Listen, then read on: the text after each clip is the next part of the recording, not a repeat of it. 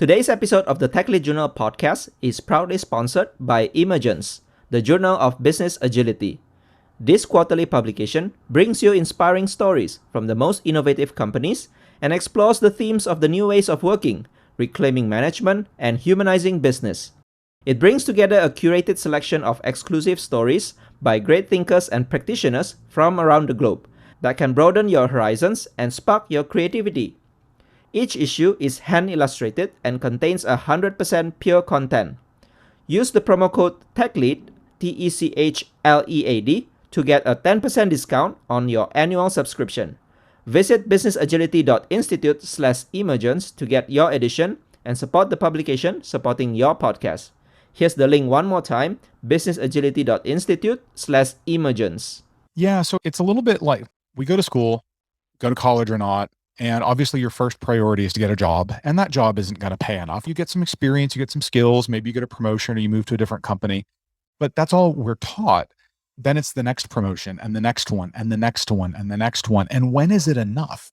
I think if you can really just set the destination and slide into the driver's seat and decide where it is you're going and what kind of career you need to live the life you want and aim for that really deliberately. Because if you don't know where you're going, then you never will get there. Hey everyone, my name is Henry Suryawirawan, and you're listening to the Tech Lead Journal, the show where I'll be bringing you the greatest technical leaders, practitioners, and thought leaders in the industry to discuss about their journey, ideas, and practices that we all can learn and apply to build a highly performing technical team and to make an impact in your personal work. So let's dive into our journal.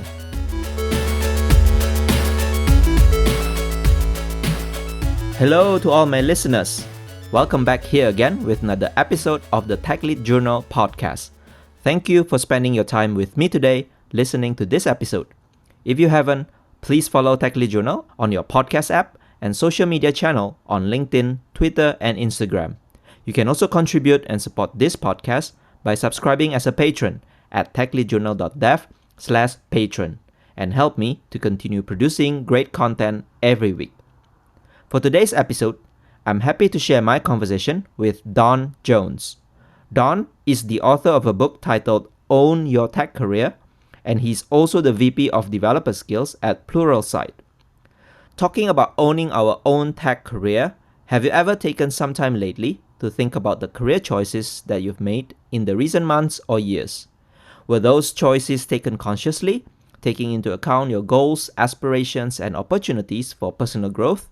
Or were you just cruising along, taking up anything that is available or assigned to you without taking a pause and think whether all those actually align with your career vision?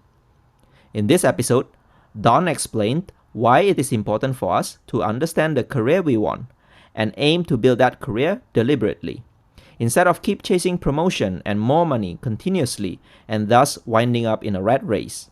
He emphasized a few important things as part of owning our career, such as importance of soft skills, showing yourself as a professional, building a personal brand, and being a better decision maker. Also, make sure you do not miss a couple of showing up as professional tips that Don adopted from Disney. I highly enjoyed my conversation with Don, looking back at a few of my career decisions and also taking some time to think hard of what I actually aspire to do in my career. And I hope you will find this episode beneficial as well to reflect on your own career. Consider helping the show by leaving it a rating or review on your podcast app, and you can also leave some comments on social media channels. Though it may seem trivial, but those reviews and comments are one of the best ways to help me get this podcast to reach more listeners. And hopefully, they can also benefit from all the contents in this podcast. So let's get this episode started. Hey everyone, welcome back to the new episode of the Tech Lead Journal. Today I have with me a guest named Don Jones. He's a VP at Pluralsight for Developer Skills. He has been working there for quite some time. But interestingly, also Don Jones is an experienced technical leader.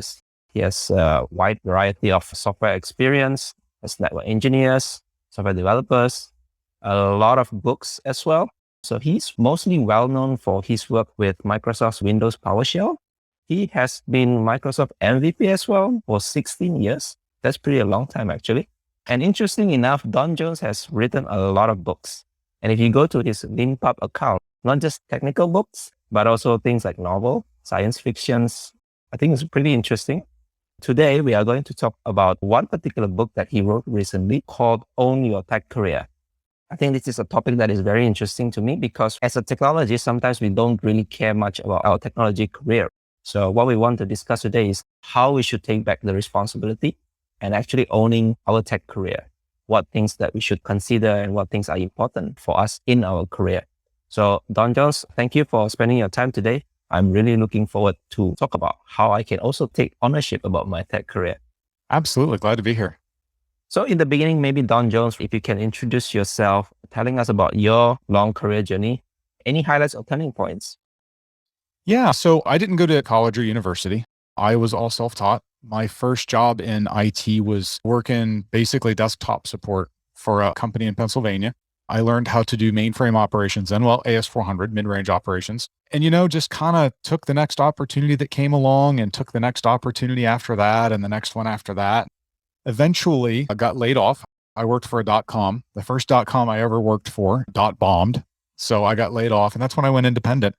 You really learn a lot about your career when you're independent because you're the sales team and the marketing team and everything. So you really think about it more. And that's where this whole idea of making deliberate decisions about what I wanted my job to be. You have to worry about where your next paycheck is coming from, and you have to make sure you have that work booked. But you also have to know when you have enough to say no, like when is enough, or you just work all the time. And so that was really the beginning of that. And Own Your Tech Career, the book really came from a lot of that experience and realizing how many people I'd run into that had given me good advice. And it seemed like it was time for me to do my best to offer some advice to other people and hope that it turned out to be good advice. So maybe in the beginning, when we talk about owning your tech career, what are actually some of the implications if we don't own our tech career? Because I know there are so many developers, so many technologies these days, right? I'm not sure like everyone actually thinks about their tech career. But what do you think are some of these implications? Yeah. So it's a little bit like we go to school, go to college or not. And obviously your first priority is to get a job. And that job isn't going to pay enough, right? It's an entry-level job. You're going to have to eventually do better. And eventually you do. You get some experience, you get some skills, maybe you get a promotion or you move to a different company. But that's all we're taught. Then it's the next promotion and the next one and the next one and the next one. And when is it enough? So really, you're kind of a passenger. You're not really driving your life or your career. You're just along for the ride and you're just seeing what happens. It's like jumping into a car and just driving. You might have some great experiences. You might find some great sights and meet some great people, but you're never really going to get anywhere because you haven't thought about where you're going. And so you wind up in the rat race. You wind up just pursuing the next title or the next promotion. Maybe you get lucky and it works out great, or maybe you don't. But I think if you can really just set the destination and slide into the driver's seat and decide where it is you're going and what kind of career you need to live the life you want and aim for that really deliberately. It's going to change. When you're young, you're going to have different ideas. Maybe you meet someone, get married, have kids, and your ideas change. That's fine. You can change your destination. But having that destination and making sure every step you take is leading in that direction is how you get there. Because if you don't know where you're going, then you never will get there. What I realize also, right, looking from, especially around here, Southeast Asia. So sometimes we tend to just focus on, okay, let's go to the big tech companies, just work there, do our best, probably get promoted or just learn a lot of skills. And that's it, right? Like sometimes we want to progress to a higher level, like principal, architects, like managers, VPs like yourself in the companies. What do you think about that? Is that a good way to actually owning a career, or is there something else? That's really a means to an end. Those are all great steps if they're taking you in the right direction. But one of the things I talk first in the book is that you have to define what success looks like for you. You can't let anyone else do it. You have to sit down and say, okay, I want to live in this type of house, this area. I want to take these types of vacations. I'm thinking about this type of family. Maybe I want a wife and a couple kids and a dog. You have to figure out what that costs. What is it going to cost me? And there's two components to cost. There's money, obviously, but there's time. How much time do I want to spend on my life? When you're younger, maybe you're okay working 60, 70-hour weeks, but is that what you always want to do? And then once you figure out what success looks like, then you can start to decide, okay, what type of career will get me that success? For some people, yeah, it's going to be moving into management. For other people, maybe what they want is going to require a really high paying job. But for a lot of us, maybe it doesn't. I talk to people who've read the book and they've come back and said, I realized that my perfect job was one job past. And so I think I'm going to go see if I can get that job back, because what I'm doing now pays more, but I've lost all my time. I've lost all the quality. I really didn't think I should have stopped. I had the perfect position. It gave me everything I wanted. So it's really starting to just think about, what is it you want from life? And your career should get you that. And, maybe it is a big company. Maybe it's a startup. I know a lot of people. So a lot of my colleagues are in the Salt Lake City area, and it's a big tech area. There's a lot of companies and there's a lot of startups going on. And a lot of those folks have said, you know what? I want to try and retire early. I don't want to work until I'm 60 or 70 years old. I want to maybe see if I can quit at 40. So for them, that doesn't mean a big company. It means a startup where they can maybe get an equity stake and hit it rich in an IPO. And you know what? God bless. If that's what you want to try and do, then go for it and aim yourself in that direction. Yeah, it's interesting these days. I mean, like, there seems to be two paths. You want to retire early, go into startups, or start your own startup, start your own business and work so hard until a certain age. And the other path is the normal career path, which is going to the company, earn your promotion and all that. Speaking about money, let's talk a little bit about that. It's interesting to me because here, money is also something that a lot of people want to achieve in life. And it's highly associated with success, definitely. But how to determine what is good enough? How much money? Because every time someone, for example, works in a big tech company and you compare your salary or equities and all that, it's never enough. So what's your tips here about money? There are some easy ways to figure it out. My answer is going to be a little bit United States centric, but there are metrics elsewhere. In the US, they tell you that you should be making about 3 times your mortgage. So whatever your home mortgage is. And that's going to cover a car, and it's going to cover a certain amount of savings, and it's going to cover all your dining out, going to movies and all that. So look in your area or whatever area you want to live, see what homes cost. You can get a calculator online to figure out what that mortgage is, multiply by 3, and that's about what you need to be roughly taking home. So add some more for taxes, whatever taxes are, and that's about your gross salary. So then you start looking at the industry. What kind of jobs pay that much? Are those jobs going to require more time than I'm willing to give? Because if so, maybe I need to compromise a little bit. Maybe I need to scale back, or does it seem reasonable? And then that starts to give you an idea of where the finances are. If you know what, I don't want 1 home, I want 2 homes. I want a vacation home and I want to travel all over. Okay. You know what? Start adding that in. That's fine. Dream big, but figure out what it's going to cost to do that, because that's what your job has to provide. We tend to look at jobs for things that we find interesting or that we can do, and that's important. But really, we're doing it to make the money. And so you've got to run it through that filter. You've got to figure out, like, you don't have to come up with a line by line budget, but you need a good idea of how much money you need to make, because that's the reason we're all working. If we didn't need the money, we'd probably just go play soccer or something like that all the time, right? So the subtitle of your book is about soft skills for technologists. Yep. So why is it highly associated with owning your tech career? We probably all know about the definition of soft skills, but any unique angle from your point of view about soft skills here? Yeah, I think what's interesting is that if you talk to a lot of human resources people who work for big tech companies in particular, or companies that have a lot of tech, banks have a lot of tech, they think about job skills a lot differently than we do. Like when I think about job skills, I'm thinking JavaScript and HTML and Angular, right? Like skills. They don't, because they know that those skills can be taught and they can be learned. What they tend to look for is teamwork, communications, professionalism, your ability to connect the technology to the business, which I call business acumen. Do you understand how businesses work? Tech people often don't have a lot of those things. We're not always the best communicators. We're not always the best at working on a team. We have very strong opinions, and that gets in the way. We're not always good at resolving conflicts. A lot of people aren't, not just tech people. We don't always know how businesses work because nobody's told us. Like, we went to school for computers, not for business administration. Those are the things that get you advanced. Those are the things that will help you get the job you want. Even if you're not after a promotion, even if what you're after is a job that maybe offers a better work-life balance, maybe you're even happy with less money. The hiring folks are worried more about communications, I know tech skills is a big part of it, but when you hire someone, it's really hard to get rid of them later, right? Like it's really hard. And they worry more about you fitting in, and they worry about you being able to communicate and contribute beyond just writing lines of code or hooking up a server. So those soft skills are tremendously important. They're how you get a job. They're a massive part of your career. I draw a strong distinction in the book. Your job is what your employer owns. Your employer owns your job. And you may occupy it right now, but someone occupied it before you and someone will occupy it after you. It stays with your employer. Your career is yours. Your career goes with you. You are responsible for taking care of your career, and you're responsible for feeding it and nurturing it. And if you're doing it right, your career will get you the job you want. Wow, I really find that insightful. Your career is your own. And if you do well, actually, your career will get you to where you want, right? The job that you want. Yeah, that's the idea. And sometimes that means you have to invest in your career. You might need to send yourself to some training, or maybe, if you're really bad at verbal communications and that's holding you back, maybe you need to spend some of your own time doing a program like we have Toastmasters in the US, which helps people with public speaking. You have to invest in that. Your employer, they might not need that. And so it's not their responsibility to get that for you. But if that's what your career needs, then you should go get it for your career. And that's really what the book tries to set up, is this idea of here's all the stuff on top of your tech skills that you really need if you want to get not only ahead, but wherever you want.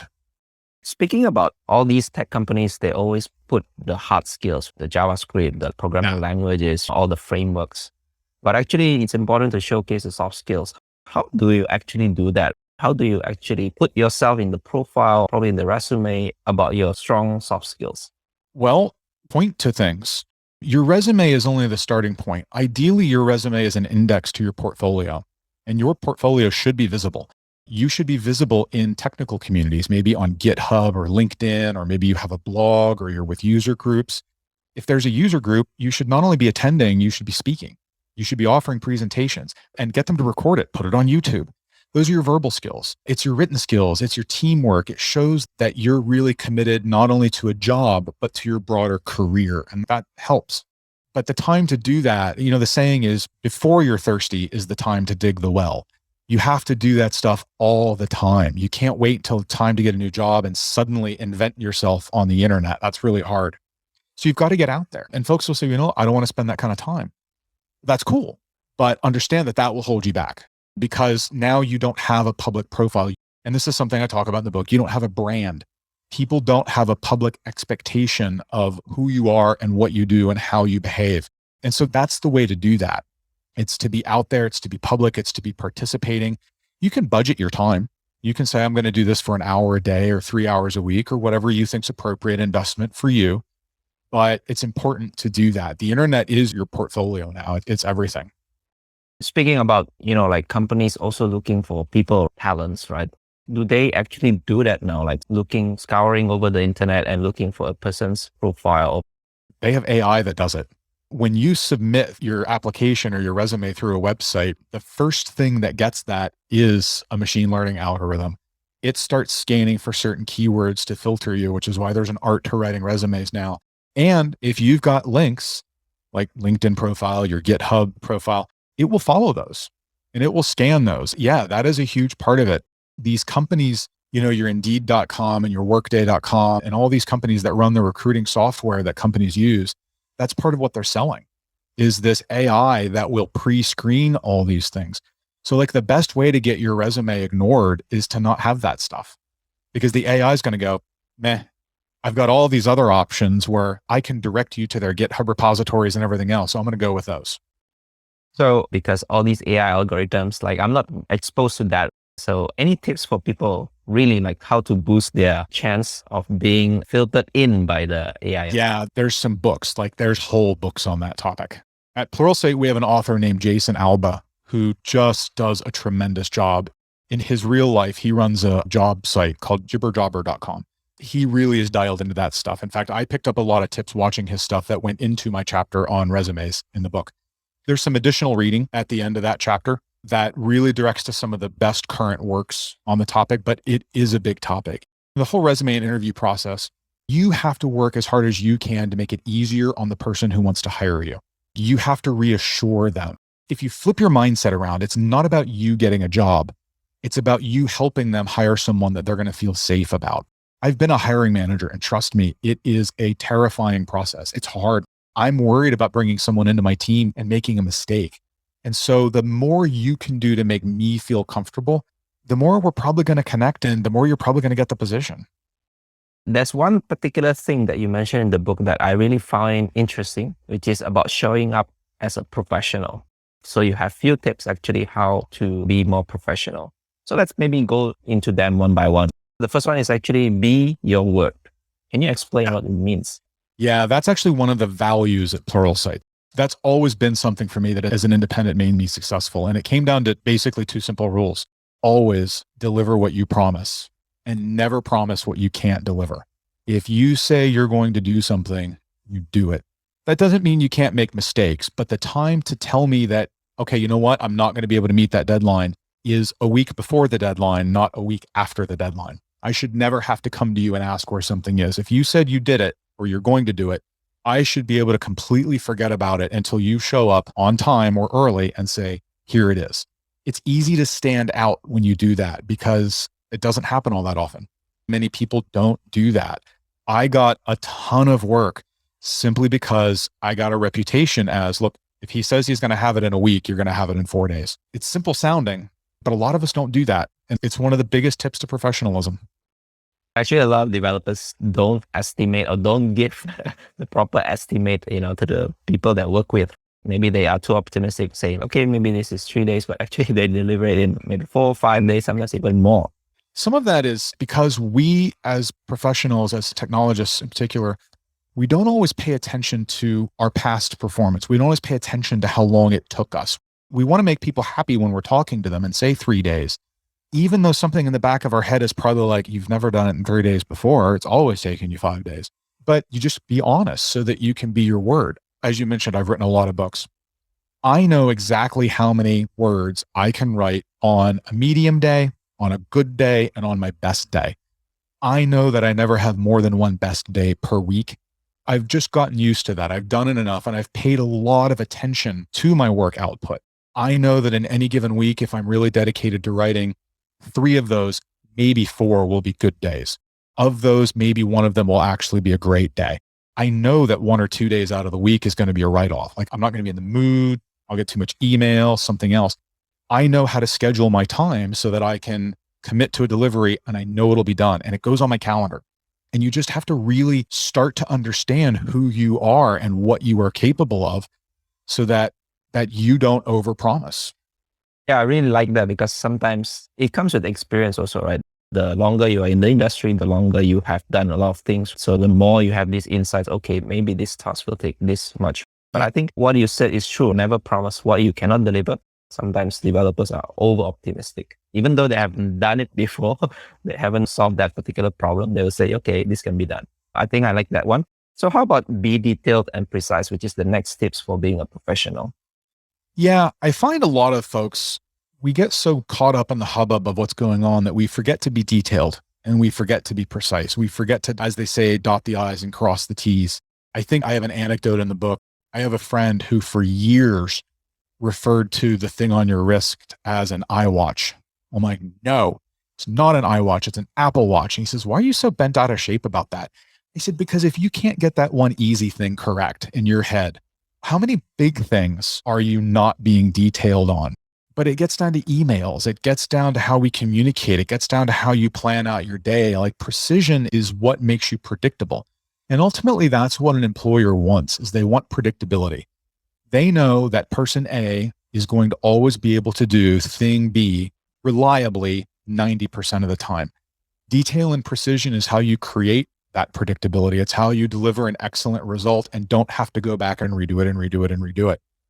Yeah, from my experience as well, I find that what separates a great person versus just a good person is actually detailed design documents, that kind of stuff where you actually put a lot of things, a lot of thought process, the art that you created, so to speak, right? The art, the craft, and details actually plays a lot of part if you want to become a great person. So I think I like what you said, that precision actually brings predictability. It does. And there's something a lot of folks don't realize too, which is those little typos in the emails matter. It's not so much that they matter for themselves. They matter because it tells me that your brain has not been trained to precision. Whereas if you force yourself to do that, your brain will adapt.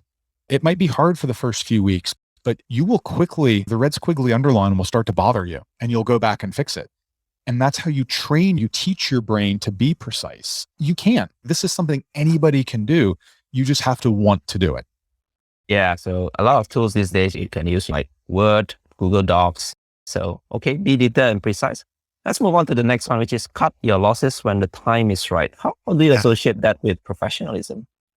Yeah. So I run across a lot of folks who will get so down the rabbit hole about one particular problem.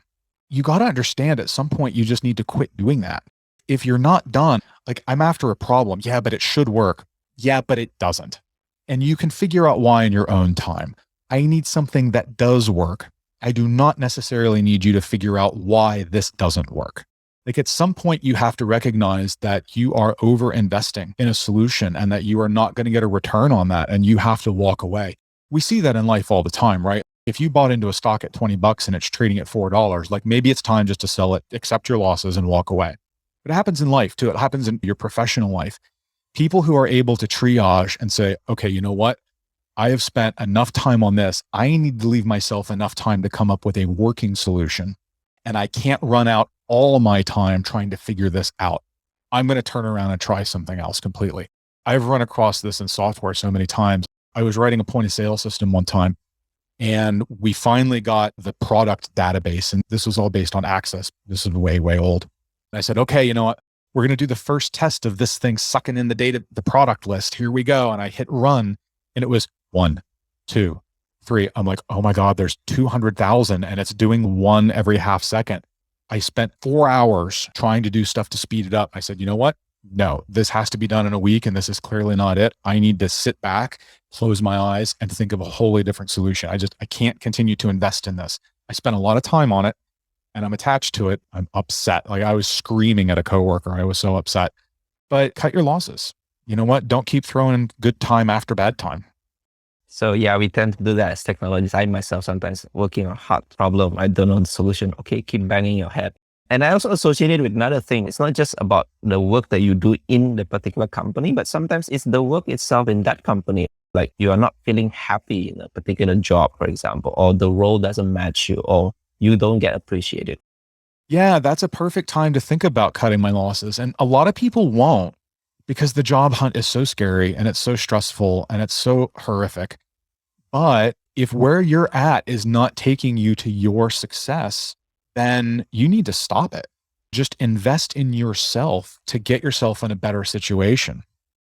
I know sometimes this thing is tricky. For example, whether you just join or maybe you have been there for a long time, how do you actually make this decision? What's the framework like to actually think, okay, maybe this is time I should cut my loss, quit the job, find another job? Yeah, well, again, if you've taken the time to define what success looks like, then you should know how your current job is contributing to that success or not.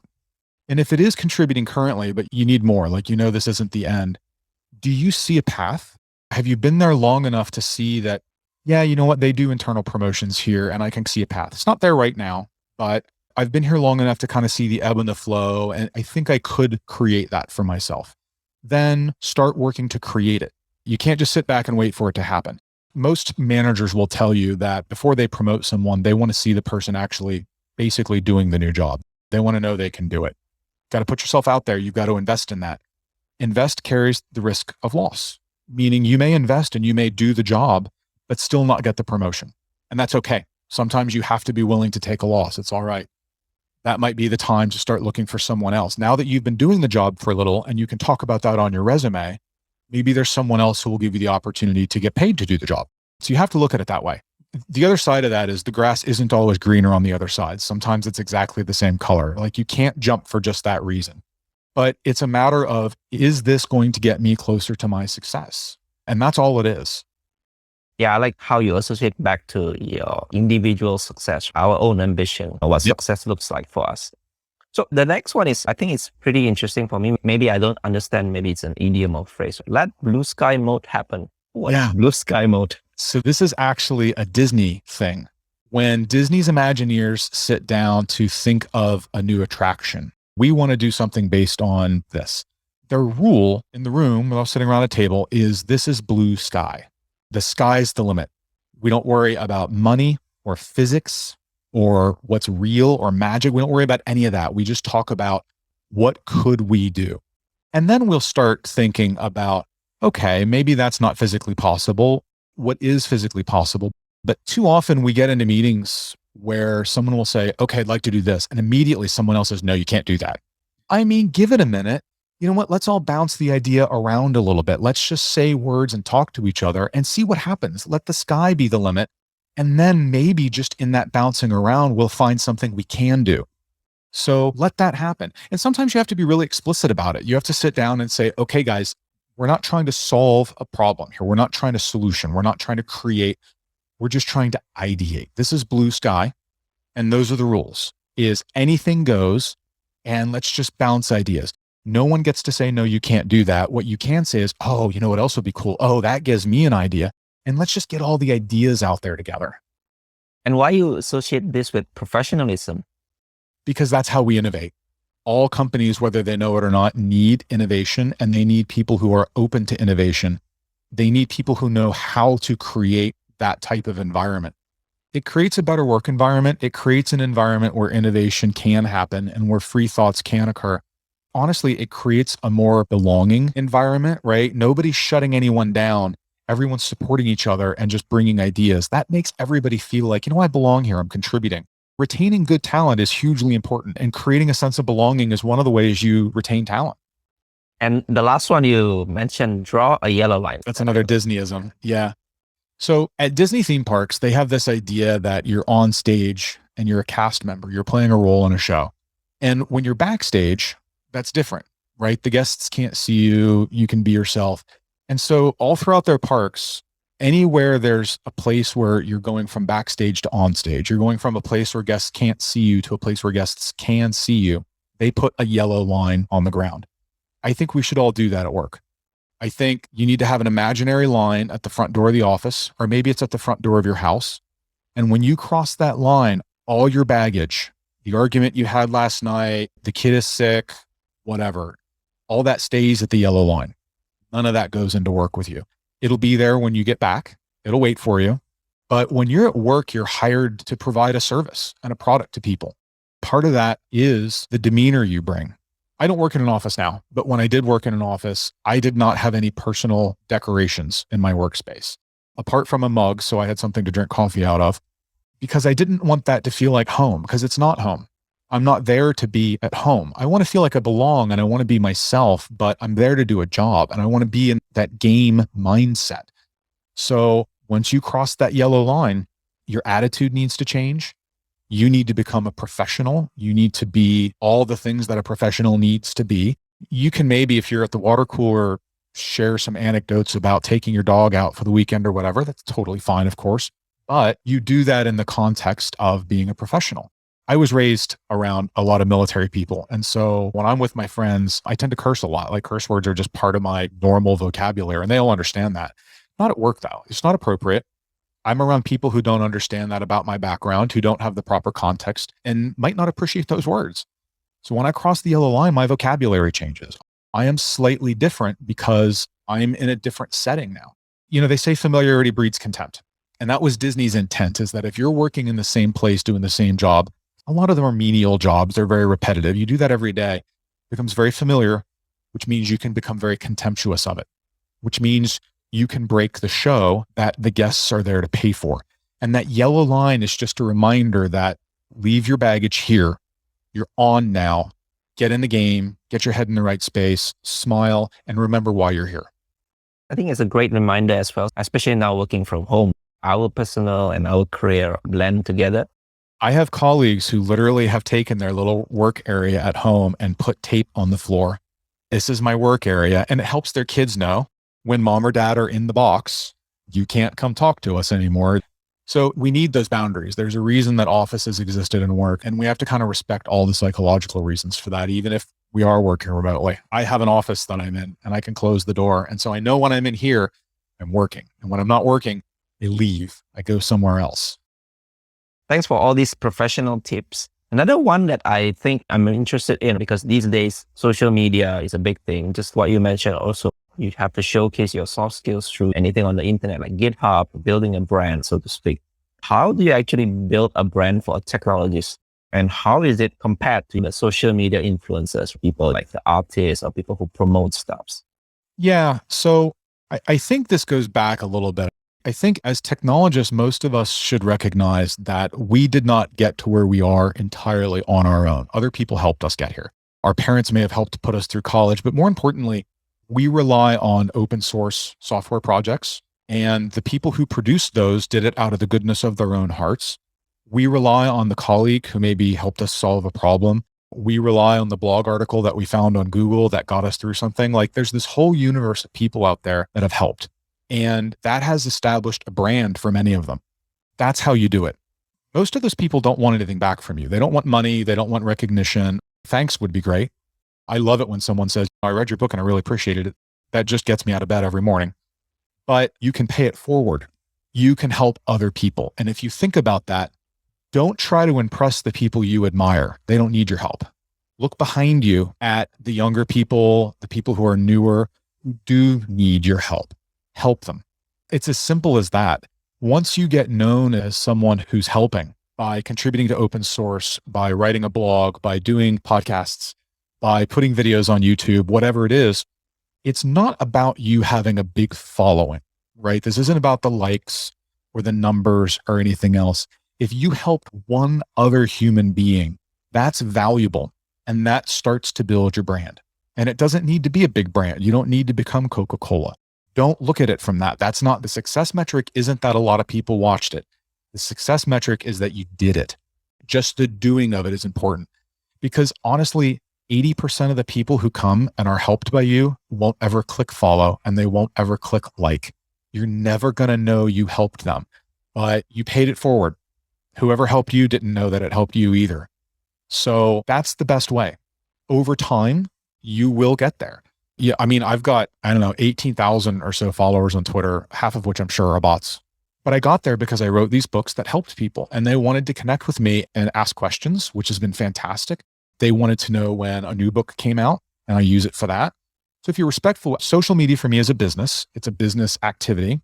I try to be respectful. I mean, I share personal anecdotes now and again because a lot of folks are now my friends, which is fantastic. I don't really share a lot of political opinions because, first of all, I don't have a ton, but I wouldn't share that at work either. That's just not why I'm there to engage. You got to remember why you're there. So I have a yellow line for Twitter and a yellow line for LinkedIn. And when I cross the line, I remember why I'm there. But you help people.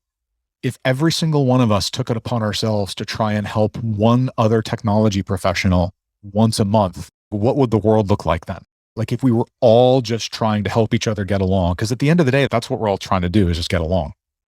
I like how you put the success metrics. So the success metrics is about the followers, the likes and all that, or reshares. Success metrics is actually you did it. It also goes back to you personally. What is the definition of success for you? And don't do it just for being a famous people in the tech industry, for example. And I like the concept of pay it forward, because sometimes we aim for something, not for the people behind us, but actually for something else, like being a superstar or something like that. So I like that reminder. The other thing about brand actually that you mentioned in the book, this is something interesting for me as well. Everything you do at work or in front of your colleagues and employer actually affects your brand. Yep. Tell me more about that. If you picked up a can of Coca-Cola one time and it tasted sour and off, you would be really less likely to pick up another can of Coca-Cola again. You'd be like, man, I don't want to be screwed like that again. Every single engagement you have with people contributes to your brand. It tells them that this is a person I can take a complaint to, or this is a person I can criticize. I hope that people feel they can come up to me and say, hey, you know what? This thing you wrote really didn't land very well. And here's why. And people have done that. And I'm going, oh my God, I had no idea that what I was writing meant that where you live. Let me go back and rewrite it because I want it to come across in a certain way. And they're like, wow, you were really good about taking that feedback. I want to try and improve. I'm never going to be perfect. That's all part of that brand. It's how you react. It's how you show up.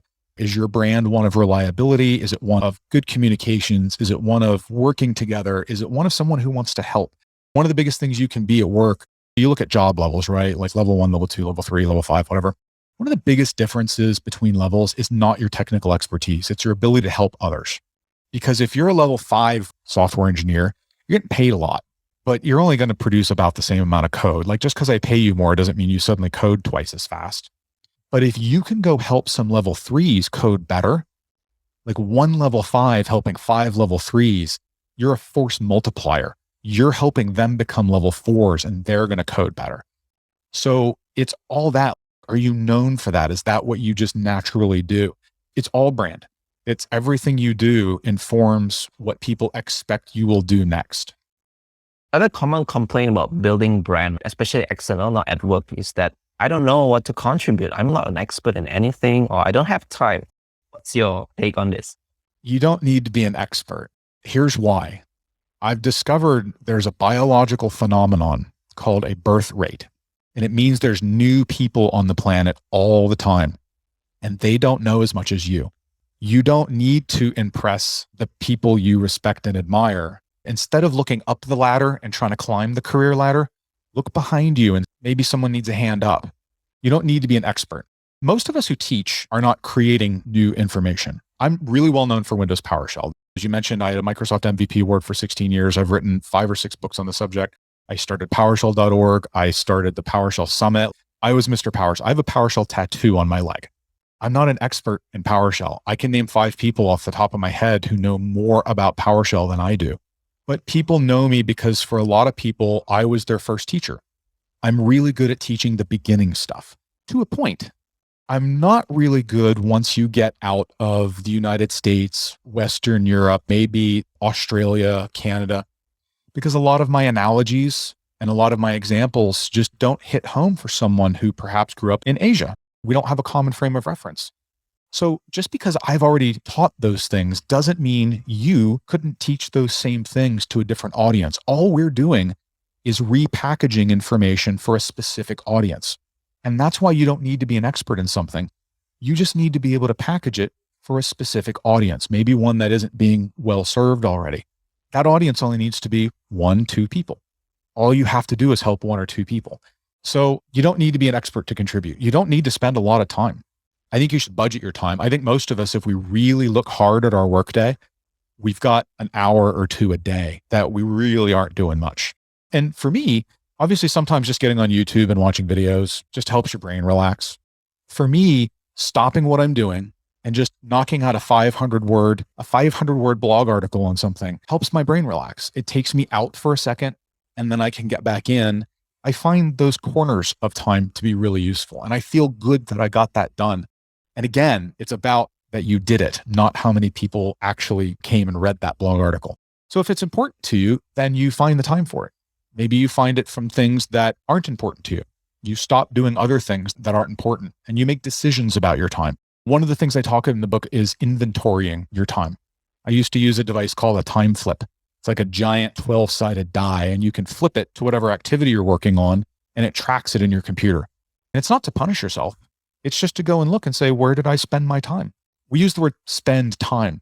It is like money. Once you spend it, it's gone and you can't have it back. So where's it all going? And is that where I want it to go? Do I want to do different things with it? Because now I can make some decisions and be a driver instead of just being a passenger and waiting to see what happens.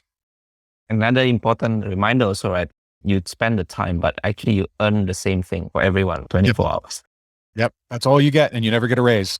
Yeah. You never get promotion, bonus, and all that.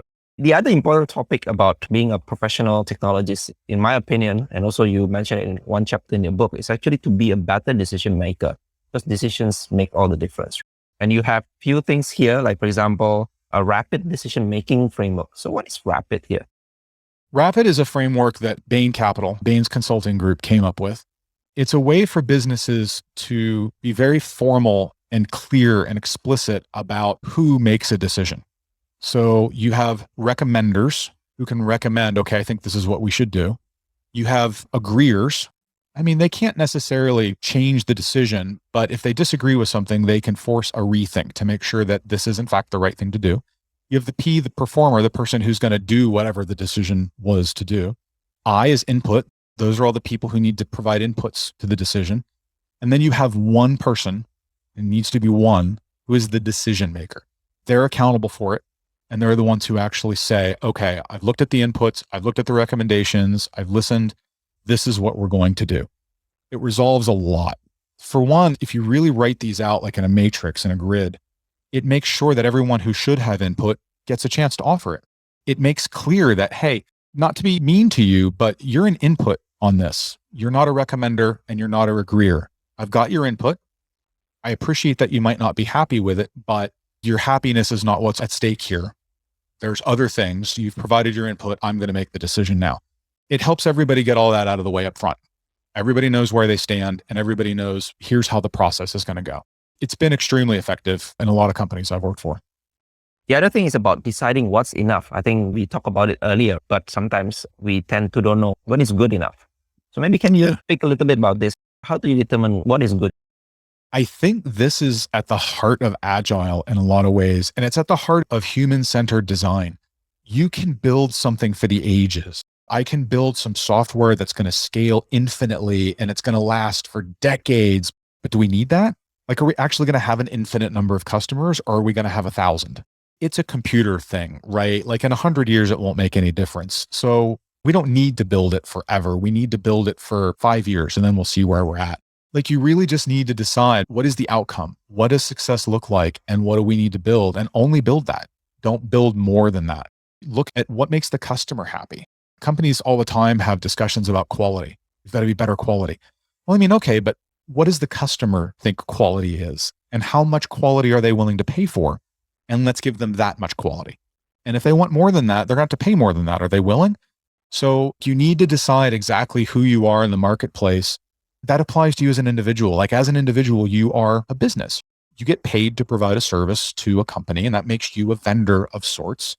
You need to decide, what is enough? What am I being paid for? They can have more than that, but am I willing to give it to them unless they pay more? Those types of business relationships are very important. And knowing this is what enough is, this is the target, and that's all we're going to aim for. And this is a reasonable target, and we've done our market research and we know we're good here. Let's get there and then be agile, and we'll see how it goes and we'll adjust from there. You mentioned about Agile, also iteration matters, right? So maybe currently this is good enough, but then you iterate and you find, oh, actually we should improve something to this level. It's one of the reasons that Agile is so important to businesses in general, not just software development, because you can never know all the answers.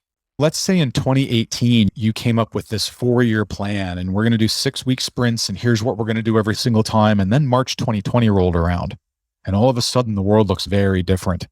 So there's just no point in trying to project too far into the future. You just have to be comfortable with, I'll quote from Douglas Adams, rigidly defined areas of doubt and uncertainty. You have to know that you'll never know. So just do a little bit and see what happens. Another decision-making concept that you put in the book is called deciding what to believe. And this is associated with being data-driven. So I know it gets talked a lot, especially if you work in a big company, your impact, your data, right? So tell me more about this. Something we have to recognize as human beings, and this is just part of our brains, it's not good or bad, is that we have the ability to take an idea for which there is no evidence, no fact, no proof, but treat it as if it had been proven to us in front of our own eyes. Not to get political, but that's the basis of religion, right? Is you don't prove a religion exists. It exists because of your faith in it. For religion, that's fine. But in business, in the workplace, you can't do things because I hate the word believe. I try to never use it. I will instead say, I have an opinion, which is based on my experiences, and you can take it for what it's worth. I have data, which means I have proven something, and I have a fact, and I can prove it again and again. It's provable. I can say, I have a hypothesis. I think something might be true, and now we need to conduct some experiments to prove or disprove that. But try not to believe, try not to operate with things that you can't repeatedly prove. If something is repeatedly provable, then it's a fact. If it's not repeatedly provable, it's not a fact. Maybe it's a hypothesis, but maybe it's a belief. And in business, you have to be willing to prove things. You do have to be a little careful. Back when I was getting into IT, it was Windows versus NetWare, and then it was Windows versus Linux, and everyone had a lot of strong opinions about it. None of them were right. I think at this point, we all figured out that it doesn't really matter at all. It was Windows versus Mac, and now most companies have both because they're like, we don't care, it doesn't matter. So long as you can get to Word or Google Docs, we really don't care what you're doing it on. I work on an iPad most of the time. So you got to let those beliefs go. You really have to examine everything from the lens of what can I prove or what is a hypothesis that needs to be proven. So speaking about belief, I know this is probably a little bit philosophical, but all these great entrepreneurs, they have belief in the first place, right? They had a hypothesis that something would be true. Elon Musk had a hypothesis that people would pay a crap load of money for an electric car. And then he started conducting some market research, which suggested his hypothesis might be true. His experience told him, this is really true. Like, we need to prove it, but I have a lot of anecdotal evidence that suggests it's going to be true. So let's take that anecdotal evidence and turn it into reality. This is brilliant. Can I get people to put money down before there's even a factory? Can I get people to give me 10 grand to hold a car when I haven't even built the factory? And it turns out, yes, he could. And that was an easy experiment to try and prove the hypothesis. So conviction is not quite the same thing as belief. Having a vision is not quite the same thing as a belief. Having a vision means you've taken a bunch of facts in your experience and you've looked at the situation and said, my hypothesis is that this will be amazing. And then you set out to very methodically prove or disprove that hypothesis. And that's what entrepreneurs, successful ones, are really good at. We don't usually see the process. What we see is a tweet saying electric cars for everyone. And then 2 years later, boom, Tesla. But there's a process in the middle there that really happened. Thanks for clarifying beliefs and conviction and vision. They are not the same. So Don, I think it's been a great conversation. I enjoyed, I learned myself a lot. But due to time, I think we have to end the conversation. But before that, I have normally one question I ask for all my guests. So basically, it's about 3 technical leadership wisdom, things that you find insightful for you, and to share with everyone here so that they can learn from you as well. So what would be your 3 technical leadership wisdom? 3 things about technical leadership. Be transparent. Explain why to people. People don't have to like every single answer, but they most of the time have a right to understand how you got there. And it's not so much that you have to explain yourself to people. They're human beings, they're engaging with you, and they're putting some trust in you as a leader, and they need to at least know the reasons. They need to understand your reasoning. So that's a big one for me. I think seek context.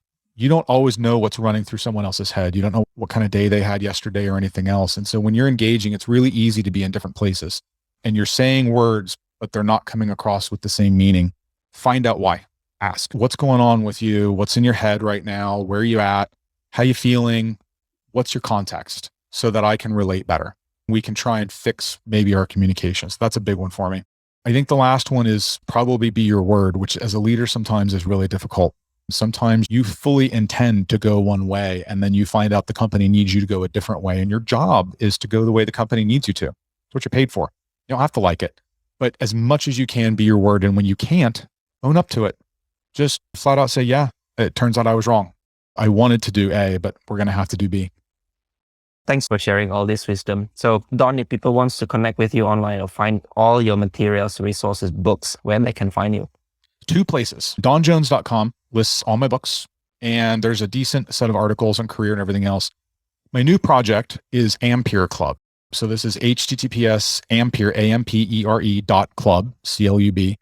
That is completely focused around career ownership. So I'm writing an article every single week. You can get the monthly ones for free in your inbox if you want to.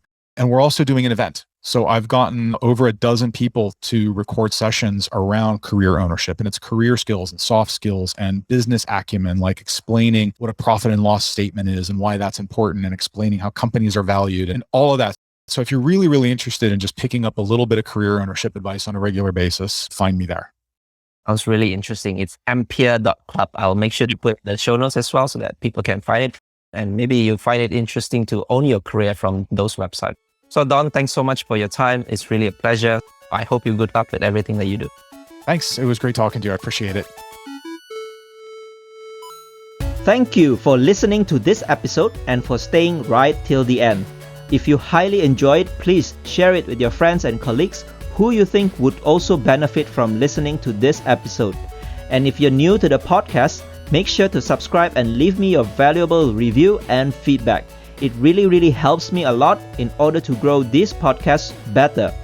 You can also find the full show notes of this conversation on the episode page at techleadjournal.dev website. including the full transcript, interesting quotes and links to the resources, and mentions from the conversation. And lastly, make sure to subscribe to the show's mailing list on techleadjournal.dev to get notified for any future episodes. Stay tuned for the next Tech Lead Journal episode, and until then, goodbye.